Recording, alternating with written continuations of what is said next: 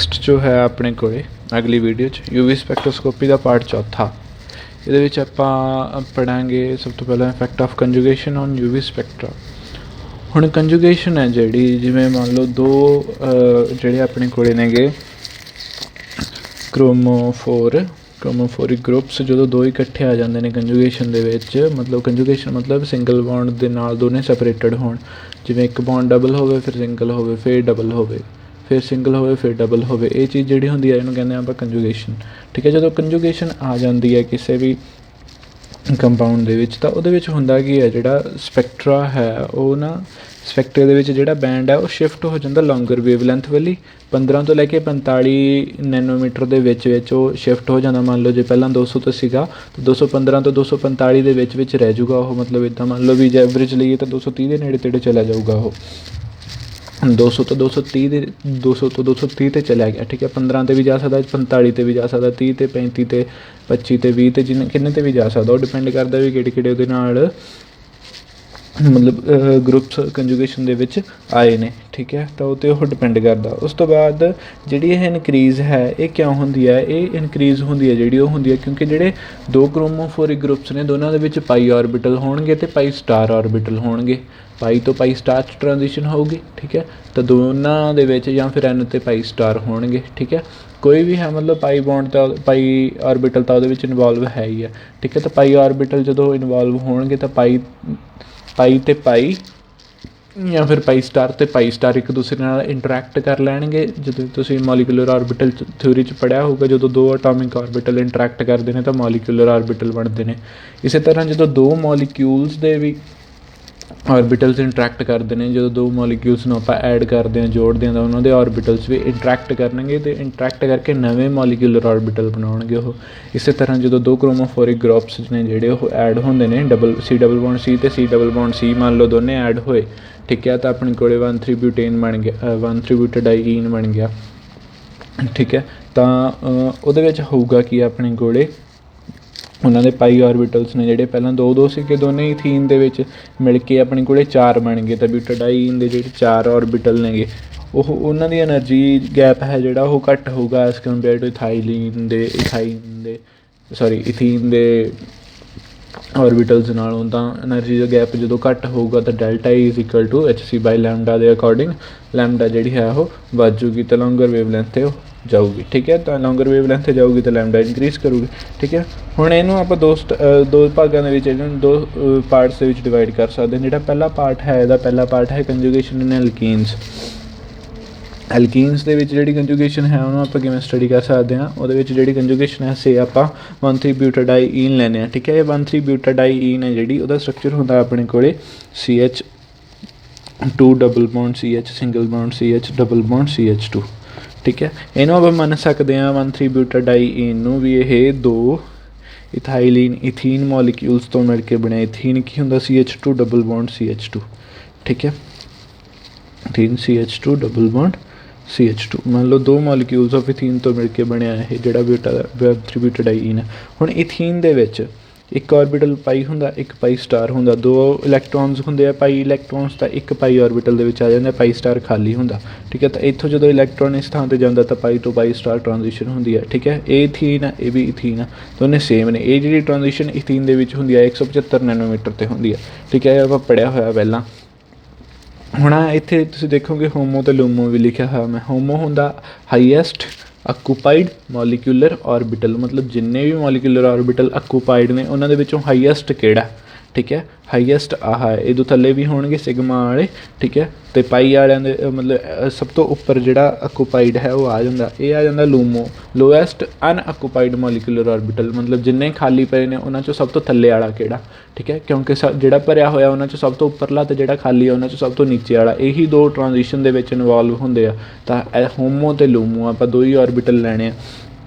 ਹੁਣ ਜਦੋਂ ਆਹ ਦੋਨੇ ਦੇਖੋ, ਸਭ ਤੋਂ ਪਹਿਲਾਂ ਪਾਈ ਅਤੇ ਪਾਈ ਇੰਟਰੈਕਟ ਜਦੋਂ ਕਰਦੇ ਨੇ, ਠੀਕ ਹੈ, ਤਾਂ ਹੁੰਦਾ ਕੀ ਹੁੰਦਾ? ਇੱਕ ਦੀ ਆਰਬਿਟਲ ਦੀ ਐਨਰਜੀ ਵੱਧ ਜਾਂਦੀ ਹੈ, ਦੂਸਰੇ ਦੀ ਘੱਟ ਜਾਂਦੀ ਹੈ। ਜਿੰਨੀ ਇੱਕ ਦੀ ਘੱਟਦੀ ਆ ਉਨੀ ਹੀ ਦੂਸਰੇ ਦੀ ਵਧੂਗੀ ਇਹਨਾਂ ਦੇ ਕੰਪੈਰੀਟਿਵਲੀ। ਮੰਨ ਲਓ ਆਹ ਇੱਕ ਸਟ੍ਰੇਟ ਲਾਈਨ ਹੈ, ਜਿੰਨੀ ਆਹ ਐਨਰਜੀ ਵਧੀ ਹੈ ਉਨੀ ਉਹ ਐਨਰਜੀ ਇਹਦੀ ਘਟੀ ਹੈ। ਠੀਕ ਹੈ, ਤਾਂ ਪਾਈ ਅਤੇ ਪਾਈ ਜਦੋਂ ਇੰਟਰੈਕਟ ਕੀਤੇ, ਪਾਈ 1 ਅਤੇ ਪਾਈ 2 ਦੋ ਮੋਲੀਕੂਲਰ ਆਰਬਿਟਲਸ ਬਣ ਗਏ। ਇਸੇ ਤਰ੍ਹਾਂ ਪਾਈ ਸਟਾਰ ਅਤੇ ਪਾਈ ਸਟਾਰ ਜਦੋਂ ਕੀਤੇ, ਪਾਈ 3 ਸਟਾਰ ਅਤੇ ਪਾਈ 4 ਸਟਾਰ। ਠੀਕ ਹੈ, ਹੁਣ ਇਹਦੇ ਵਿੱਚ ਦੇਖੋ 4 1 ब्यूटाडाइईन 2 डबल बॉन्ड ने 1 ਤੇ 2 ਇੱਕ ਬੌਂਡ 'ਚ 2 ਇਲੈਕਟ੍ਰੋਨ ਨੇ ਟੋਟਲ 4 ਇਲੈਕਟ੍ਰੋਨ ਹੋ ਗਏ।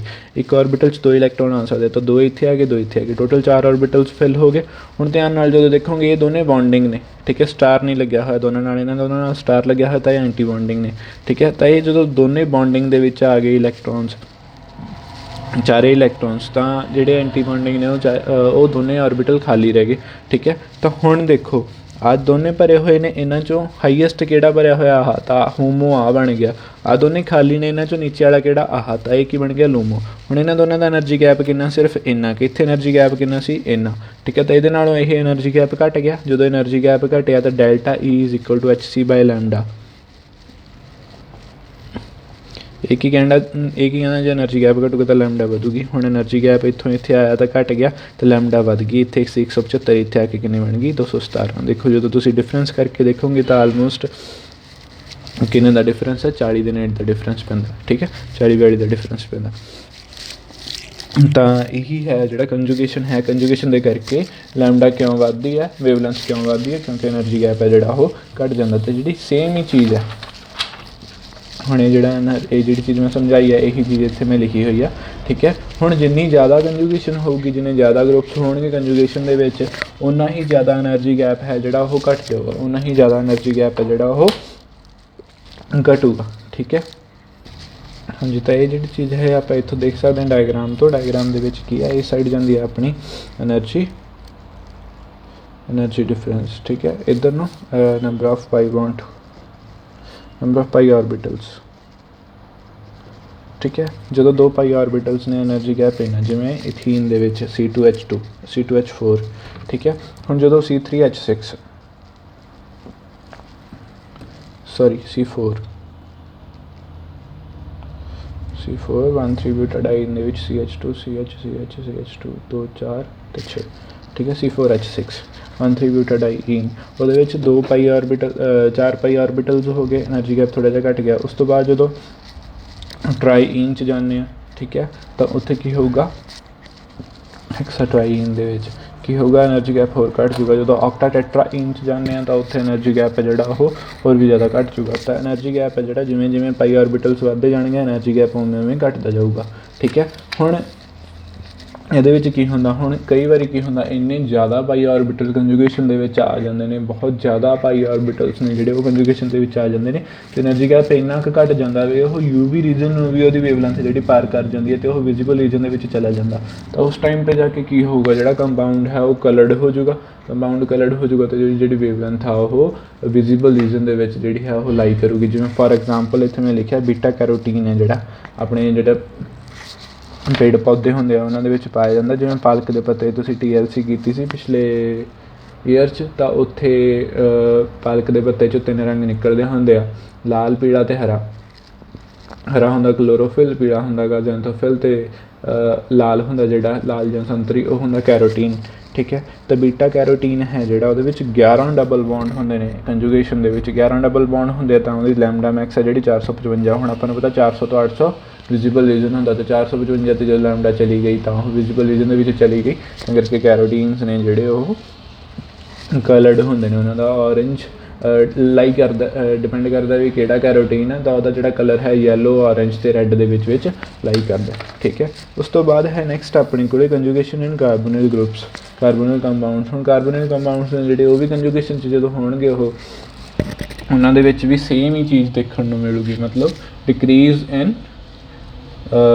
ਐਨਰਜੀ ਗੈਪ ਅਤੇ ਇਨਕਰੀਜ਼ ਇਨ ਵੇਵਲੈਂਥ। ਇਹ ਚੀਜ਼ ਦੇਖਣ ਨੂੰ ਮਿਲੂਗੀ। ਜਦੋਂ ਇਹ ਚੀਜ਼ ਦੇਖਣ ਨੂੰ ਮਿਲ ਜੂਗੀ ਆਪਾਂ ਨੂੰ ਤਾਂ ਉੱਥੇ ਫਿਰ ਆਪਾਂ ਕੀ ਕਹਾਂਗੇ ਵੀ ਜਿਹੜੀ ਰੈੱਡ ਸ਼ਿਫਟ ਹੈ ਉਹ ਹੋਈ ਹੈ, ਠੀਕ ਹੈ। ਇਹਦੀਆਂ 2 ਐਗਜ਼ਾਮਪਲਾਂ ਨੇ, ਇੱਕ ਜਦੋਂ ਡਬਲ ਬੌਂਡ ਕੰਜੂਗੇਸ਼ਨ ਦੇ ਵਿੱਚ ਹੈ, ਇੱਕ ਜਦੋਂ ਟ੍ਰਿਪਲ ਬੌਂਡ ਕੰਜੂਗੇਸ਼ਨ ਦੇ ਵਿੱਚ। ਇਹੋ ਜਿਹੇ ਕੰਪਾਊਂਡਸ ਇਹਨਾਂ ਨੂੰ ਆਪਾਂ alpha beta unsaturated carbonyl compounds ਵੀ ਕਹਿ ਦਿੰਦੇ ਹਾਂ। ਕਿਉਂ? ਕਿਉਂਕਿ ਅਲਫਾ 'ਤੇ ਡਬਲ ਬੌਂਡ O ਹੈ, ਬੀਟਾ ਕਾਰਬਨ ਹੈ ਜਿਹੜੀ ਉਹਦੇ ਨਾਲ ਵਾਲੀ ਉੱਥੇ ਟ੍ਰਿਪਲ ਬੌਂਡ ਹੈ, ਜਾਂ ਫਿਰ ਅਲਫਾ 'ਤੇ ਆ ਬੀਟਾ 'ਤੇ ਡਬਲ ਬੌਂਡ ਹੈ, ਠੀਕ ਹੈ। ਅਲਫਾ 'ਤੇ ਵੀ ਡਬਲ ਬੌਂਡ ਹੈ, ਬੀਟਾ 'ਤੇ ਵੀ ਡਬਲ ਬੌਂਡ ਹੈ। ਇੱਧਰ ਆ ਅਲਫਾ 'ਤੇ ਡਬਲ ਬੌਂਡ ਹੈ, ਇੱਧਰ ਬੀਟਾ 'ਤੇ ਟ੍ਰਿਪਲ ਬੌਂਡ ਹੈ, ਠੀਕ ਹੈ। ਤਾਂ alpha beta unsaturated carbonyl compounds. Next ਹੈ ਆਪਣੇ ਕੋਲ effect of solvent on UV spectra. ਹੁਣ ਜਿਹੜਾ ਸੋਲਵੈਂਟ ਹੈ ਉਹਦਾ UV ਸਪੈਕਟਰੇ 'ਤੇ ਕੀ ਅਸਰ ਪੈਂਦਾ ਹੈਗਾ, ਸੋਲਵੈਂਟ ਚੇਂਜ ਕਰਨ ਨਾਲ UV ਸਪੈਕਟਰਾ ਚੇਂਜ ਹੁੰਦਾ ਜਾਂ ਨਹੀਂ ਹੁੰਦਾ। ਹੁਣ ਆਪਾਂ ਇਹ ਚੀਜ਼ ਪੜ੍ਹਨੀ ਹੈ। ਪਹਿਲਾਂ ਸੀ effect of conjugation on UV spectra.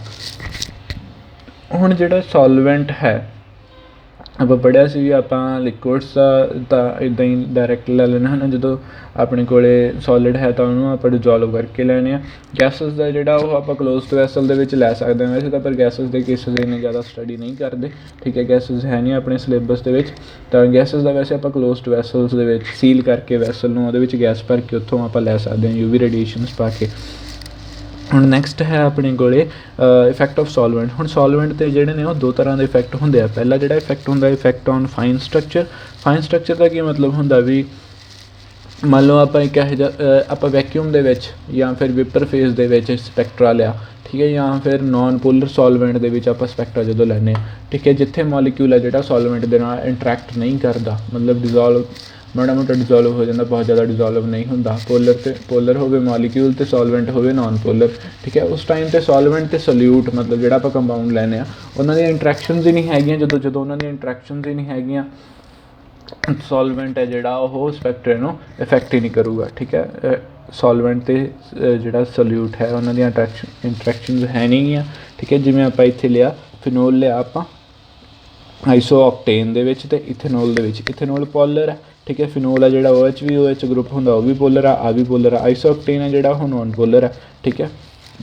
ਜਦੋਂ ਆਪਾਂ ਆਈਸੋਆਕਟੇਨ ਦੇ ਵਿੱਚ ਫਿਨੋਲ ਦਾ ਸਪੈਕਟਰਾ ਲਵਾਂਗੇ ਤਾਂ ਜਿਹੜੀ ਬਲੈਕ ਲਾਈਨ ਹੈ, ਠੀਕ ਹੈ, ਆਹ ਸਪੈਕਟਰਾ ਬਣੂਗਾ, ਠੀਕ ਹੈ। ਮਤਲਬ ਪੀਕਸ ਬਣਨਗੀਆਂ, 3 ਪੀਕਸ ਬਣਨਗੀਆਂ, ਸ਼ਾਰਪ ਪੀਕਸ ਬਣਨਗੀਆਂ। ਪਰ ਜਦੋਂ ਆਪਾਂ ਇਥੇਨੋਲ ਦੇ ਵਿੱਚ ਇਹਦਾ ਸਪੈਕਟਰਾ ਲਵਾਂਗੇ ਤਾਂ ਬਰੋਡ ਬੈਂਡਸ ਬਣਨਗੇ ਜਾਂ ਫਿਰ ਕਹਿ ਲਓ ਬਰੋਡ ਪੀਕਸ ਬਣਨਗੀਆਂ, ਠੀਕ ਹੈ।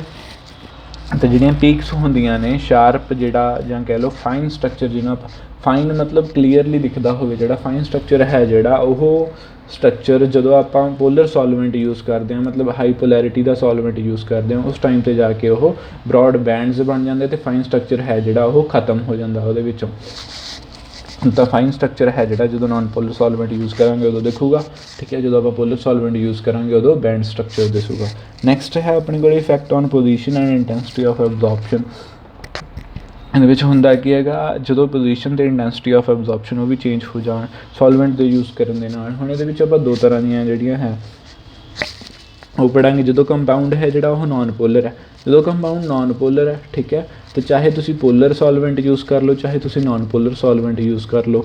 ਜਦੋਂ ਕੰਪਾਊਂਡ ਹੀ ਨੋਨ ਪੋਲਰ ਹੋ ਗਿਆ ਤਾਂ ਉਹਨੇ ਚਾਹੇ ਪੋਲਰ ਯੂਜ਼ ਕਰੋ ਚਾਹੇ ਨੋਨ ਪੋਲਰ ਯੂਜ਼ ਕਰੋ, ਉਹਨੇ ਬੌਂਡਿੰਗ ਹੀ ਨਹੀਂ ਕਰਨੀ ਸੋਲਵੈਂਟ ਦੇ ਨਾਲ, ਅਤੇ ਜਿਹੜਾ ਉਹਦਾ ਸਪੈਕਟਰਾ ਹੈ ਉਹ ਅਨਅਫੈਕਟਡ ਰਹੂਗਾ। ਜੇ ਚੇਂਜ ਹੋਊਗਾ ਵੀ ਤਾਂ ਮਾਈਨਰ ਜਿਹਾ ਚੇਂਜ ਹੋਊਗਾ ਜਿਹਨੂੰ ਆਪਾਂ ਨਗਲੈਕਟ ਕਰ ਸਕਦੇ ਹਾਂ।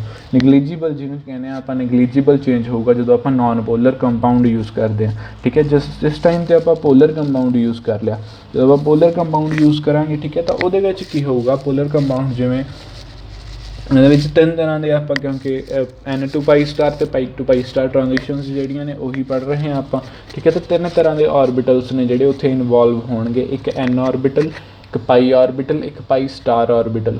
ਹੁਣ ਇੱਥੇ ਇੱਕ ਚੀਜ਼ ਦਾ ਧਿਆਨ ਜਿਹੜਾ ਆਪਾਂ ਇਹ ਰੱਖਣਾ ਵੀ π* ਹੈ ਕਿਉਂਕਿ ਐਂਟੀ ਬੌਂਡਿੰਗ ਹੈ ਤਾਂ ਉਹ ਪਾਰਸ਼ਲੀ ਪੋਲਰ ਹੋਊਗਾ, ਠੀਕ ਹੈ। π ਔਰਬਿਟਲ ਹੈ ਜਿਹੜਾ ਉਹ ਪੋਲਰ ਨਹੀਂ ਹੈਗਾ, ਉਹ ਨੋਨ ਪੋਲਰ ਕਰੈਕਟਰ ਦਾ ਹੁੰਦਾ, ਠੀਕ ਹੈ। ਮਤਲਬ ਚਾਰਜਸ ਉਹਦੇ ਵਿੱਚ ਸੈਪਰੇਟਡ ਨਹੀਂ ਹੁੰਦੇ ਅਤੇ ਚਾਰਜਸ ਦਾ ਸੈਂਟਰ ਇੱਕੋ ਹੀ ਹੁੰਦਾ, ਪੋਜ਼ੀਟਿਵ ਦਾ ਅਤੇ ਨੈਗੇਟਿਵ ਦਾ, ਠੀਕ ਹੈ। ਹੁਣ ਜਿਹੜਾ ਆਪਣੇ ਕੋਲ ਰਹਿ ਗਿਆ ਐਂਡ 'ਤੇ N ਔਰਬਿਟਲ। ਹੁਣ ਜਿਹੜਾ N ਔਰਬਿਟਲ ਹੈ ਉਹ ਨੋਨ ਬੌਂਡਿੰਗ ਹੈ, ਮਤਲਬ ਉਹ ਬੌਂਡਿੰਗ ਦੇ ਵਿੱਚ ਟੇਕ ਪਾਰਟ ਨਹੀਂ ਕਰਦਾ, ਉਹਦੇ ਵਿੱਚ ਲੋਨ ਪੇਅਰ ਪਏ ਰਹਿੰਦੇ ਨੇ।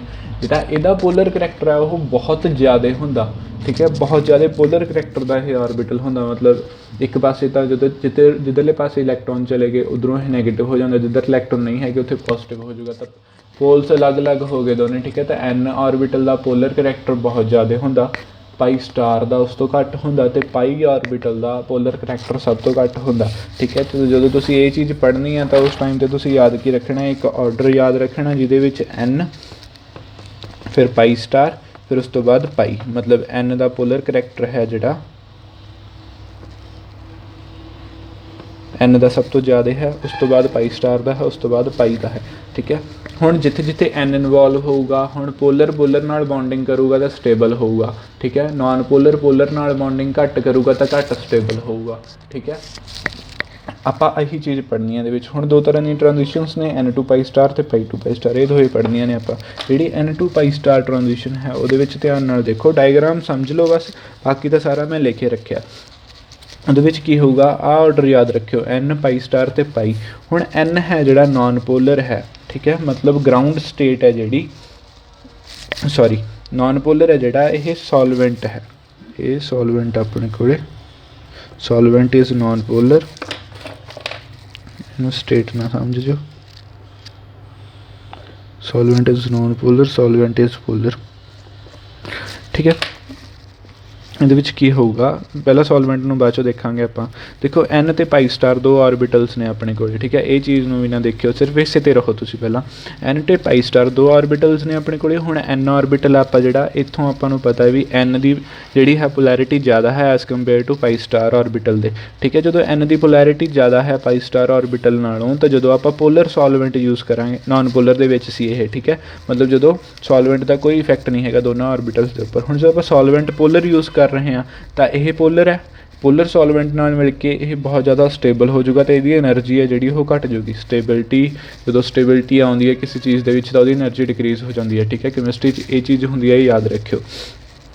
ਉਸ ਤੋਂ ਬਾਅਦ ਇਹਦਾ ਪੋਲਰ ਕਰੈਕਟਰ ਇਹਦੇ ਨਾਲੋਂ ਘੱਟ ਹੈ ਤਾਂ ਇਹਦੇ ਵਿੱਚ ਵੀ ਡਿਕਰੀਜ਼ ਹੋਊਗਾ, ਪਰ ਇਹਦੇ ਜਿੰਨਾ ਨਹੀਂ ਹੋਊਗਾ, ਇਸ ਤੋਂ ਘੱਟ ਹੋਊਗਾ, ਠੀਕ ਹੈ। ਇਹ ਵੀ ਡਿਕਰੀਜ਼ ਹੋਇਆ ਪਰ ਥੋੜ੍ਹਾ ਜਿਹਾ ਹੋਇਆ, ਇਹਦੇ ਵਿੱਚ ਡਿਕਰੀਜ਼ ਬਹੁਤ ਜ਼ਿਆਦਾ ਹੋ ਗਿਆ, ਠੀਕ ਹੈ। ਤਾਂ ਜਦੋਂ ਇਹ ਦੋਨੇ ਚੀਜ਼ਾਂ ਤੁਸੀਂ ਕੰਪੇਅਰ ਕਰੋਗੇ, ਐਨਰਜੀ ਗੈਪ, ਪਹਿਲਾਂ ਇੰਨਾ ਐਨਰਜੀ ਗੈਪ ਸੀਗਾ, ਫਿਰ ਐਨਰਜੀ ਗੈਪ ਵੱਧ ਗਿਆ, ਠੀਕ ਹੈ। ਵਧਿਆ ਕਿਉਂ, ਕਿਉਂਕਿ ਐਨ ਜ਼ਿਆਦਾ ਸਟੇਬਲ ਹੋ ਗਿਆ as compare to pi star ਦੇ। ਇਹਨੂੰ ਜਦੋਂ ਤੁਸੀਂ ਲਿਖਣਾ ਤਾਂ ਇੱਥੇ ਇਹ ਲਿਖਣਾ ਵੀ ਗਰਾਊਂਡ ਸਟੇਟ ਜ਼ਿਆਦਾ ਸਟੇਬਲ ਹੁੰਦੀ ਆ, ਕਿਉਂਕਿ ਪੋਲਰ ਕਰੈਕਟਰ ਹੁੰਦਾ ਗਰਾਊਂਡ ਦੇ ਵਿੱਚ, ਅਤੇ ਐਕਸਾਈਟਡ ਸਟੇਟ ਦੇ ਵਿੱਚ ਨੋਨ ਪੋਲਰ ਕਰੈਕਟਰ ਹੁੰਦਾ ਗਾ, ਜਾਂ ਫਿਰ ਕਹਿ ਲਓ ਲੈਸ ਪੋਲਰ ਹੁੰਦੀ ਹੈ as compare to ground state ਦੇ, ਤਾਂ ਉਹ ਘੱਟ ਜਿਹੜੀ ਹੈ ਸਟੇਬਲਾਈਜ਼ ਹੁੰਦੀ ਹੈ, ਗਰਾਊਂਡ ਸਟੇਟ ਵੱਧ ਸਟੇਬਲਾਈਜ਼ ਹੋ ਜਾਂਦੀ ਹੈ, ਅਤੇ ਐਨਰਜੀ ਗੈਪ ਹੈ ਜਿਹੜਾ ਉਹ ਵੱਧ ਜਾਂਦਾ as compare to non polar 'ਤੇ, ਠੀਕ ਹੈ। ਜਦੋਂ ਐਨਰਜੀ ਗੈਪ ਵੱਧ ਗਿਆ ਤਾਂ ਆਪਣੇ ਕੋਲ delta E is equal to HC by lambda ਕੀ ਕਹੂਗਾ, ਜਦੋਂ ਐਨਰਜੀ ਵਧੀ ਤਾਂ ਲੈਮਡਾ ਘਟੂਗੀ, ਲੈਮਡਾ ਘਟ ਗਈ ਤਾਂ ਇਹੀ ਚੀਜ਼ ਇਹ ਕਹਿੰਦਾ ਵੀ ਜਦੋਂ ਪੋਲਰ ਸੋਲਵੈਂਟ ਯੂਜ਼ ਕਰਦੇ ਹਾਂ ਤਾਂ n to pi star transition ਹੈ ਜਿਹੜੀ shift towards shorter wavelength, lambda ਦੀ ਵੈਲਿਊ ਜਿਹੜੀ ਹੈ ਉਹ ਘਟ ਜਾਂਦੀ ਹੈ ਜਦੋਂ ਆਪਾਂ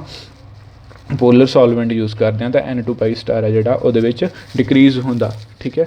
ਨੈਕਸਟ ਹੈ ਆਪਣੇ ਕੋਲੇ, ਇਹ ਸੀ ਆਪਣੇ ਕੋਲੇ ਪਹਿਲੀ ਚੀਜ਼। ਦੂਸਰੀ ਚੀਜ਼ ਆਪਣੇ ਕੋਲੇ ਕੀ ਹੈ, shift in pi to pi star transition, ਉਹ ਪਿਆ ਸਮਝ ਆ ਗਈ ਹੋ, ਠੀਕ ਹੈ। Pi to pi star transition ਹੈ ਜਿਹੜੀ, ਉਹਦੇ ਵਿੱਚ ਦੇਖੋ ਹੁਣ ਉਹੀ ਚੀਜ਼ ਆਰਡਰ ਫੇਰ ਦੇਖੋ, ਐਨ ਪਾਈ ਸਟਾਰ ਅਤੇ ਪਾਈ। ਹੁਣ ਪਾਈ ਸਟਾਰ ਜ਼ਿਆਦਾ ਪੋਲਰ ਹੈ ਐਜ਼ ਕੰਪੇਅਰ ਟੂ ਪਾਈ ਦੇ, ਤਾਂ ਪਾਈ ਜ਼ਿਆਦਾ ਸਟੇਬਲ ਹੋਊਗਾ ਐਜ਼ ਕੰਪੇਅਰ ਟੂ ਪਾਈ ਦੇ, ਪਾਈ ਘੱਟ ਸਟੇਬਲ ਹੋਊਗਾ, ਠੀਕ ਹੈ। ਇਹਦੇ ਵਿੱਚ ਵੀ ਸੇਮ ਉਹੀ ਚੀਜ਼ ਹੈ, ਡਾਇਗਰਾਮ ਦੇਖੋ, ਜਦੋਂ ਤੁਸੀਂ ਡਾਇਗਰਾਮ ਦੇਖੋਗੇ ਤਾਂ ਪਾਈ ਸਟਾਰ ਅਤੇ ਪਾਈ, ਹੁਣ ਪਾਈ ਘੱਟ ਸਟੇਬਲ ਹੋਇਆ, ਠੀਕ ਹੈ, ਕਿਉਂਕਿ ਪੋਲੈਰਿਟੀ ਇਹਦੀ ਘੱਟ ਹੈ। ਜਦੋਂ ਪੋਲਰ ਸੋਲਵੈਂਟ ਆਪਾਂ ਯੂਜ਼ ਕਰਦੇ ਹਾਂ, ਨੋਨ ਪੋਲਰ 'ਚ ਤਾਂ ਕੋਈ ਇਫੈਕਟ ਹੀ ਨਹੀਂ ਹੋਣਾ, ਤਾਂ ਪੋਲਰ ਸੋਲਵੈਂਟ ਯੂਜ਼ ਕਰਦੇ ਹਾਂ ਤਾਂ ਇਹ ਥੋੜ੍ਹੇ ਜਿਹੇ ਇਹਦੇ ਵਿੱਚ ਡਿਕਰੀਜ਼ ਹੋਇਆ। ਪਾਈ ਸਟਾਰ ਵੱਧ ਪੋਲਰ ਹੁੰਦਾ ਐਜ਼ ਕੰਪੇਅਰ ਟੂ ਦਿਸ, ਤਾਂ ਇਹਦਾ ਡਿਕਰੀਜ਼ ਥੋੜ੍ਹਾ ਜਿਹਾ ਵੱਧ ਹੋ ਗਿਆ, ਠੀਕ ਹੈ। ਜਦੋਂ ਕੰਪੇਅਰ ਕਰਕੇ ਦੇਖਾਂਗੇ, ਇੱਧਰ ਐਨਰਜੀ ਗੈਪ ਇੰਨਾ, ਇੱਧਰ ਆ ਕੇ ਐਨਰਜੀ ਗੈਪ ਘੱਟ ਜਾਂਦਾ, ਠੀਕ ਹੈ। ਜਦੋਂ ਇਹਨਾਂ ਦੋਨਾਂ ਐਨਰਜੀ ਗੈਪਸ ਨੂੰ ਆਪਾਂ ਦੇਖਾਂਗੇ ਤਾਂ ਐਨਰਜੀ ਗੈਪ ਵੱਧ ਸੀਗਾ, ਇੱਧਰ ਆ ਕੇ ਐਨਰਜੀ ਗੈਪ ਘੱਟ ਗਿਆ। ਜਦੋਂ ਐਨਰਜੀ ਗੈਪ ਘਟਿਆ ਆ ਕੇ ਤਾਂ delta E is equal to HC by lambda ਕੀ ਕਹਿੰਦਾ, ਲੈਮਡਾ ਦੀ ਵੈਲਿਊ ਹੈ ਜਿਹੜੀ ਉਹ ਇਨਕਰੀਜ਼ ਹੋਊਗੀ। ਜਦੋਂ ਲੈਮਡਾ ਦੀ ਵੈਲਿਊ ਇਨਕਰੀਜ਼ ਹੋਊਗੀ, ਠੀਕ ਹੈ, ਤਾਂ ਇਹੀ ਚੀਜ਼ ਇਹ ਕਹਿੰਦਾ ਵੀ shift in pi to pi star, shift in pi to pi star transition, ਜਦੋਂ ਪੋਲਰ ਸੋਲਵੈਂਟ ਆਪਾਂ ਯੂਜ਼ ਕਰਦੇ ਹਾਂ ਤਾਂ pi to pi star transition ਹੈ ਜਿਹੜੀ shift towards longer wavelength, ਮਤਲਬ ਵੇਵ ਲੈਂਥ ਦੀ ਵੈਲਿਊ ਜਿਹੜੀ ਉਹ ਵੱਧ ਜੂਗੀ। ਵੇਵ ਲੈਂਥ ਕਿਉਂ ਵੱਧ ਜੂਗੀ, ਕਿਉਂਕਿ ਜਿਹੜੀ ਐਨਰਜੀ ਹੈ ਉਹਦੀ ਵੈਲਿਊ ਘੱਟ ਗਈ ਪਹਿਲਾਂ ਨਾਲੋਂ, ਠੀਕ ਹੈ। ਇਹਦਾ ਕਨਕਲੂਜ਼ਨ ਕੀ ਨਿਕਲਦਾ, ਜਾਂ ਫਿਰ ਕਹਿ ਲਓ ਸਮ ਅਪ ਕਰਨ ਦੇ ਲਈ ਆਪਾਂ ਕੀ ਯੂਜ਼ ਕਰ ਸਕਦੇ ਹਾਂ, ਜਦੋਂ ਸੋਲਵੈਂਟ ਆਫ ਹਾਈ ਪੋਲੈਰਿਟੀਜ਼ ਯੂਜ਼ ਕਰਦੇ। ਹੁਣ ਮੰਨ ਲਓ ਇਹ ਤਾਂ ਸੀਗਾ ਤੁਹਾਡੇ ਕੋਲ ਨੋਨ ਪੋਲਰ ਅਤੇ ਪੋਲਰ, ਮੰਨ ਲਓ ਤੁਸੀਂ ਸੋਲਵੈਂਟ ਯੂਜ਼ ਕਰ ਰਹੇ ਹੋ, ਇਥੇਨੋਲ ਅਤੇ ਵਾਟਰ ਦੋਨੇ ਹੀ ਪੋਲਰ ਨੇ, ਫਿਰ ਤੁਸੀਂ ਕੀ ਕਰੋਗੇ, ਠੀਕ ਹੈ। ਇੱਕ ਤੁਸੀਂ ਵਾਟਰ ਦੇ ਵਿੱਚ ਦੇਖਣਾ ਵੀ ਕੀ ਇਫੈਕਟ ਪਿਆ, ਇੱਕ ਤੁਸੀਂ ਇਥੇਨੋਲ ਦੇ ਵਿੱਚ ਦੇਖਣਾ ਵੀ ਕੀ ਇਫੈਕਟ ਪਿਆ, ਤਾਂ ਉੱਥੇ ਤੁਸੀਂ ਪੋਲੈਰਿਟੀ ਕੰਪੇਅਰ ਕਰੋਗੇ ਵੀ ਕਿਹੜਾ ਵੱਧ ਪੋਲਰ ਹੈ ਕਿਹੜਾ ਘੱਟ ਪੋਲਰ ਹੈ। ਵਾਟਰ ਦੇ ਵਿੱਚ ਜ਼ਿਆਦਾ ਸੈਪਰੇਸ਼ਨ ਹੁੰਦੀ ਹੈ ਚਾਰਜ ਦੀ, ਇਥੇਨੋਲ ਦੇ ਵਿੱਚ ਐਲਕਾਈਲ ਗਰੁੱਪ ਹੈ ਜਿਹੜਾ ਉਹ ਨੋਨ ਪੋਲਰ ਹੁੰਦਾ, ਠੀਕ ਹੈ। ਤਾਂ ਇਥੇਨੋਲ ਦੀ ਪੋਲੈਰਿਟੀ ਘੱਟ ਹੁੰਦੀ ਹੈ ਐਜ਼ ਕੰਪੇਅਰ ਟੂ ਵਾਟਰ ਦੇ, ਤਾਂ ਵਾਟਰ ਵੱਧ ਪੋਲਰ ਹੈ, ਇਥੇਨੋਲ ਘੱਟ ਪੋਲਰ ਹੈ, ਠੀਕ ਹੈ। ਤਾਂ ਇਹਨੂੰ ਜਦੋਂ ਆਪਾਂ ਜਰਨਲਾਈਜ਼ ਕਰਨਾ ਉੱਥੇ ਆਪਾਂ ਕੀ ਲਿਖਾਂਗੇ, when solvent of high polarity is use, polar solvent ਜਦੋਂ ਆਪਾਂ ਜ਼ਿਆਦਾ ਪੋਲੈਰਿਟੀ ਵਾਲਾ ਸੋਲਵੈਂਟ ਯੂਜ਼ ਕਰਦੇ ਹਾਂ ਉਸ ਟਾਈਮ 'ਤੇ ਐਨ ਤੋਂ ਪਾਈ ਸਟਾਰ ਟ੍ਰਾਂਜੀਸ਼ਨ ਹੈ ਜਿਹੜੀ ਉਹਦੇ ਵਿੱਚ ਬਲੂ ਸ਼ਿਫਟ ਹੁੰਦੀ ਹੈ, ਬਲੂ ਸ਼ਿਫਟ ਮਤਲਬ ਵੇਵ ਲੈਂਥ ਡਿਕਰੀਜ਼ ਹੋਊਗੀ। ਪਾਈ ਟੂ ਪਾਈ ਸਟਾਰ ਟ੍ਰਾਂਜੀਸ਼ਨ ਹੈ ਜਿਹੜੀ ਉਹਦੇ ਵਿੱਚ ਰੈੱਡ ਸ਼ਿਫਟ ਹੁੰਦੀ ਹੈ, ਰੈੱਡ ਸ਼ਿਫਟ ਮਤਲਬ ਐਥੋਕ੍ਰੋਮਿਕ ਦੇ ਵੇਵ ਲੈਂਥ ਹੈ ਜਿਹੜੀ ਉਹ ਇਨਕਰੀਜ਼ ਹੋਊਗੀ, ਠੀਕ ਹੈ। ਇਹ ਇਹਦਾ ਕਨਕਲੂਜ਼ਨ ਕਹਿ ਲਓ, ਚਾਹੇ ਇਹਨੂੰ ਸਮ ਅਪ ਕਰਨ ਦੇ ਵਾਸਤੇ ਇਸ ਆਰਟੀਕਲ ਨੂੰ ਕਹਿ ਲਓ ਕਿ ਇਹ ਕੁਐਸਚਨ ਤੁਹਾਨੂੰ ਆ ਸਕਦਾ, what is the effect of solvent on UV spectrum. ਹੁਣ ਜਿਹੜਾ ਸੋਲਵੈਂਟ ਹੈ ਤੁਸੀਂ ਕਿੱਦਾਂ ਦਾ ਲੈਣਾ, ਕਿੱਦਾਂ ਦਾ ਸੋਲਵੈਂਟ ਤੁਸੀਂ ਜਿਹੜਾ ਯੂਜ਼ ਕਰ ਸਕਦੇ ਹੋ ਯੂਵੀ ਸਪੈਕਟਰੋਸਕੋਪੀ ਦੇ ਵਿੱਚ। ਆਪਾਂ ਸ਼ਾਇਦ ਪਹਿਲਾਂ ਵੀ ਇਹ ਡਿਸਕਸ ਕੀਤਾ ਸੀ ਵੀ ਸੋਲਵੈਂਟ ਹੈ ਜਿਹੜਾ, ਸਭ ਤੋਂ ਪਹਿਲੀ ਗੱਲ ਤਾਂ ਇਹ ਹੋਣੀ ਚਾਹੀਦੀ ਹੈ ਸੋਲਵੈਂਟ ਦੀ ਵੀ ਉਹ ਆਪ ਐਬਜ਼ੋਰਬ ਨਾ ਕਰਦਾ ਹੋਵੇ ਯੂਵੀ ਰੀਜਨ ਦੇ ਵਿੱਚ, ਕਿਉਂਕਿ ਆਪਾਂ ਕਿਸੇ ਵੀ ਕੰਪਾਊਂਡ ਦੀ ਜਿਹੜੀ ਐਬਜ਼ੋਰਪਸ਼ਨ ਦੇਖਣੀ ਹੈ ਯੂਵੀ ਰੀਜਨ ਦੇ ਵਿੱਚ ਦੇਖਣੀ ਹੈ, ਯੂਵੀ ਅਤੇ ਵਿਜ਼ੀਬਲ ਦੇ ਵਿੱਚ, ਅਤੇ ਸੋਲਵੈਂਟ ਜਿਹੜਾ ਯੂਜ਼ ਕਰਾਂਗੇ ਉਹਦੀ ਆਪਦੀ ਐਬਜ਼ੋਰਪਸ਼ਨ ਨਾ ਹੋਵੇ। ਕਿਉਂਕਿ ਮੰਨ ਲਓ 5 ਯੂਨਿਟ ਜੇ ਸੋਲਵੈਂਟ ਹੀ ਐਬਜ਼ੋਰਬ ਕਰੀ ਜਾਂਦਾ ਅਤੇ ਜਿਹੜਾ ਸਲਿਊਟ ਹੈ ਆਪਣਾ ਕੰਪਾਊਂਡ ਹੈ ਉਹ ਸਿਰਫ 3 ਜਾਂ 4 ਯੂਨਿਟ ਕਰਦਾ, ਤਾਂ ਟੋਟਲ ਐਬਜ਼ੋਰਪਸ਼ਨ ਉੱਥੇ 9 ਯੂਨਿਟ ਹੋ ਜੂ, 8 ਜਾਂ 9 ਯੂਨਿਟ ਦੀ ਐਬਜ਼ੋਰਪਸ਼ਨ ਹੋ ਜੂ। ਤਾਂ ਉਹਨੇ ਤਾਂ ਸਿਰਫ 3-4 ਯੂਨਿਟ ਹੀ ਕੀਤੀ ਹੈ, ਜਿਹੜਾ ਟੋਟਲ ਆ ਗਿਆ 8-9 ਉਹ ਕਾਹਦੇ ਕਰਕੇ ਆ, ਸੋਲਵੈਂਟ ਕਰਕੇ। ਜੇ ਸੋਲਵੈਂਟ ਹੀ ਐਬਜ਼ੋਰਬ ਕਰੀ ਜਾਊਗਾ ਤਾਂ ਰਿਜ਼ਲਟ ਆਪਣੇ ਇਨਐਕੂਰੇਟ ਆਉਣਗੇ। ਠੀਕ ਹੈ, ਤਾਂ ਇਸ ਲਈ ਸਭ ਤੋਂ ਪਹਿਲੀ ਚੀਜ਼ ਜਿਹੜੀ ਆਪਾਂ ਨੂੰ ਚਾਹੀਦੀ ਆ ਉਹ ਕੀ ਹੈ ਵੀ ਸੋਲਵੈਂਟ ਹੈ ਜਿਹੜਾ ਉਹ ਐਬਜ਼ੋਰਬ ਨਾ ਕਰੇ ਯੂਵੀ ਵਿਜ਼ੀਬਲ ਰੀਜਨ ਦੇ ਵਿੱਚ। ਦੂਸਰੀ ਚੀਜ਼ ਘੱਟ ਪੋਲੈਰਿਟੀ ਉਹਦੀ ਜਿਹੜੀ ਉਹ ਘੱਟ ਹੋਣੀ ਚਾਹੀਦੀ ਹੈ, ਕਿਉਂਕਿ ਜਿੰਨੀ ਵੱਧ ਪੋਲੈਰਿਟੀ ਹੋਊਗੀ ਉਨਾ ਹੀ ਵੱਧ ਉਹ ਸੋਲਿਊਟ ਮੋਲੀਕਿਊਲਸ ਨਾਲ, ਕੰਪਾਊਂਡ ਦੇ ਮੋਲੀਕਿਊਲਸ ਨਾਲ ਇੰਟਰੈਕਟ ਕਰੂਗਾ ਅਤੇ ਉਨਾ ਹੀ ਸਪੈਕਟਰਾ ਜਿਹੜਾ ਉਹਦਾ ਫਾਈਨ ਸਟਰਕਚਰ ਖਤਮ ਹੁੰਦਾ ਜਾਊਗਾ ਅਤੇ ਬਰੋਡ ਬੈਂਡਸ ਬਣਦੇ ਜਾਣਗੇ ਉਹਦੇ ਵਿੱਚ। ਨੈਕਸਟ ਹੈ it should not react with solute particles. Solute ਦੇ ਪਾਰਟੀਕਲਸ ਨੇ ਜਿਹੜੇ ਉਹਨਾਂ ਨਾਲ ਕੈਮੀਕਲ ਰਿਐਕਸ਼ਨ ਕਰਨ ਤੋਂ ਬਾਅਦ ਕੋਈ ਹੋਰ ਪ੍ਰੋਡਕਟ ਨਹੀਂ ਬਣਾਉਣਾ ਚਾਹੀਦਾ। ਤਾਂ ਆਪਾਂ ਸਪੈਕਟਰਾ ਇਹਦੇ ਵਿੱਚ ਹੋਊਗਾ ਕਿ ਆਪਾਂ ਸਪੈਕਟਰਾ ਕਿਸੇ ਹੋਰ ਕੰਪਾਊਂਡ ਦਾ ਲੈਣਾ ਹੋਊਗਾ, ਸੋਲਵੈਂਟ ਉਸ ਕੰਪਾਊਂਡ ਨਾਲ ਰਿਐਕਟ ਕਰਕੇ ਪ੍ਰੋਡਕਟ ਕੋਈ ਹੋਰ ਬਣਾ ਦੂਗਾ ਅਤੇ ਆਪਣੇ ਕੋਲ ਸਪੈਕਟਰਾ ਪ੍ਰੋਡਕਟ ਦਾ ਆਊਗਾ। ਤਾਂ ਉੱਥੇ ਸਪੈਕਟਰਾ ਬਿਲਕੁਲ ਹੀ ਚੇਂਜ ਹੋ ਜਾਊਗਾ ਆਪਣਾ।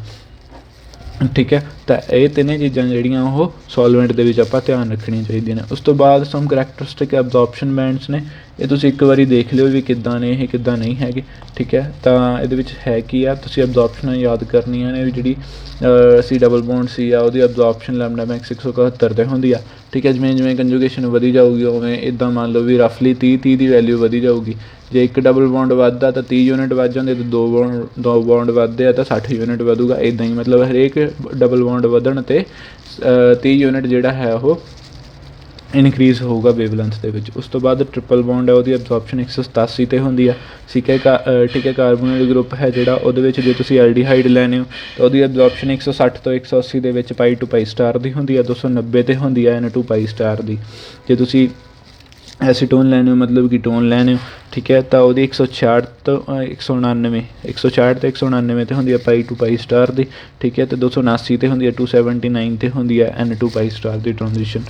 ਠੀਕ ਹੈ, ਇਹ ਤੁਸੀਂ ਸਿਰਫ ਯਾਦ ਕਰਨੇ ਨੇ, ਮਤਲਬ ਯਾਦ ਵੀ ਕਿ ਇੱਕ ਵਾਰੀ ਦਿਮਾਗ 'ਚ ਰੱਖਣੇ ਆ, ਬਾਕੀ ਜਦੋਂ ਆਪਾਂ ਐਗਜ਼ਾਮਪਲਸ ਕਰਾਂਗੇ ਤਾਂ ਯਾਦ ਤਾਂ ਆਪਣੇ ਮੱਲੋ ਮੱਲੀ ਹੋ ਜਾਣੇ।